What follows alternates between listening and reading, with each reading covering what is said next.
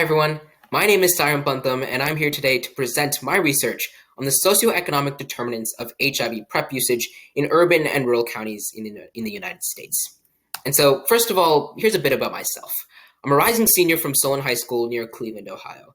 I'm the current captain of our Science Olympiad team, but I'm also involved in activities such as speech and debate. When it comes to research, I've done independent research on HIV, especially with antiretroviral resistance and, of course, PrEP usage, which you're about to see today. But I also have research experience with transcriptomic gene expression, which I continue to do at Case Western Reserve University. And so now that you know a little bit about me, here's some background on the research I'm about to present to you today. So on average, 1.5 million individuals are infected with HIV each year worldwide. And this includes about 38,000 annual infections here in the United States. And there are current innovations to combat the HIV pandemic. And these include pre-exposure prophylaxis, or PrEP, a combination of the antiretrovirals emtricitabine and tenofovir, sold under brand names like Truvada. And clinical trials show that when taking PrEP daily, PrEP usage can actually decrease the risk of HIV infection by 99%.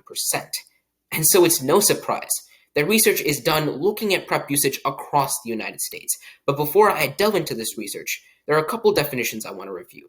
So the first is PrEP prevalence, or the number of PrEP users in a county divided by the county's total population.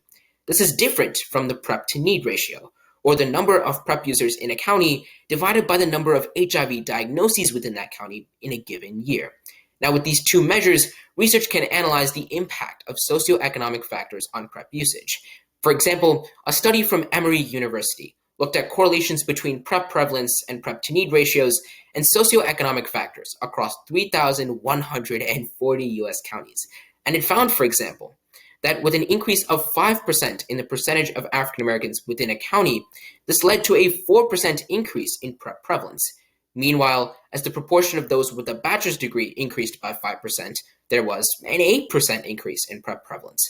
But on the flip side of the issue, as the proportion of those without health insurance within a county increased by 5%, there was a 6% decrease in PrEP to need ratios, showing specifically how various socioeconomic factors can be determinants to PrEP usage and even contribute to PrEP-related disparities across the United States. But one factor that often falls under the radar is geography, because as one study quantified, 88% of PrEP care sites are located in urban areas, whereas a measly 12% of care sites nationwide are located in rural areas. And as the study further elaborates, this leads to the creation of what are called PrEP deserts, areas within rural communities in which PrEP care sites are far from the populations that are desperately needing them. And so clearly, effective interventions are needed within rural communities to encourage and engender PrEP usage. And this can only be done if these interventions specifically address the socioeconomic determinants of PrEP usage within these rural communities. And so this brings us to the study's research question. Regarding the impact of various socioeconomic factors on PrEP use designed to mitigate HIV risk, to what extent do differences exist between selected rural and urban communities? And so to answer this research question, I first pooled counties from the states of Ohio, where I'm from, Indiana, and Illinois. And I separated these counties based on whether they were urban counties or rural counties. So in these maps here, you can see that the urban counties are the ones shaded in green, where the rest are rural counties. So for each and every county, urban or rural, I looked at the socioeconomic data and collected this data from the 2019 American Community Survey. Specifically, I collected data on the percentages of those in various age intervals, the percentage of African Americans, percentage of Latino Americans, percentage of those with a bachelor's degree, and lastly, the percentage of those without health insurance. In addition, for each and every county, I collected data on PrEP prevalence from AIDSView. Now, this data is also from 2019, and I didn't include data on PrEP to need ratios because this data is much more tightly regulated, especially in rural communities, thanks to data suppression laws.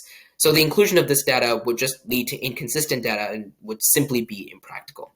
However, with the data I did collect for both urban and rural communities, I drew linear correlations relating PrEP prevalence to each and every socioeconomic factor that I mentioned earlier. And the results were actually very interesting. Now, of course, I can't share all the results just for the sake of time, but the most interesting results I definitely will highlight. So the first interesting result we can see is with age.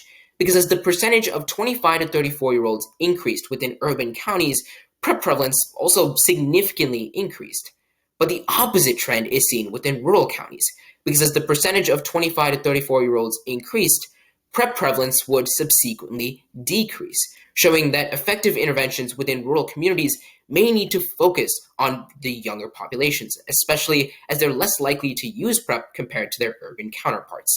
And another interesting result was seen when looking at African Americans, because both linear correlations, or rather the slopes of both linear correlations, suggest that the percentage of African Americans actually leads to a much greater increase in PrEP prevalence when looking at urban communities in comparison to rural communities. However, the confidence interval for these slopes overlap. So while it's clear that both urban and rural communities have a positive relationship when looking at the percentage of African Americans and PrEP prevalence, the comparisons between these two are not statistically significant within this study. However, one comparison that was very significant is when looking at education, because within urban communities, there's a clear positive relationship between the percentage of those with a bachelor's degree and PrEP prevalence. However, within rural communities, there is no statistically significant relationship whatsoever, suggesting that within rural counties, education isn't as much of a determinant of PrEP usage when comparing them to urban counties. And so, in conclusion, this study was designed to compare the socioeconomic determinants of PrEP usage between rural and urban counties. And by collecting data on PrEP prevalence and various socioeconomic factors and looking at linear correlations in both rural and urban counties, we see that there's wide differences in the impacts of age, race, and education. However, there are still limitations to this study, including understanding the ramifications of COVID-19, especially as data was drawn from 2019 only, the applicability to the rest of the United States, especially as data was only drawn from 3 states, and examining factors such as stigma, which were simply hard to measure. And so therefore, future research is needed to understand PrEP usage within rural communities, because this is the only way in which we can promote health equity across the United States. And so here were the references that I used for my research, and I just like to give a shout out to my English teacher, Mrs. Teresa Pace, for her lasting support throughout this project. This project was done without a university affiliation, so her guidance was invaluable. And I'd like to thank all of you for listening to this presentation, and to the organizers of the Global Health Leaders Conference for giving us a platform to share our ideas and our projects. And if you have any questions or would just like to contact me, I've included my email in this presentation, pantham130@gmail.com. And yeah, thank you for listening.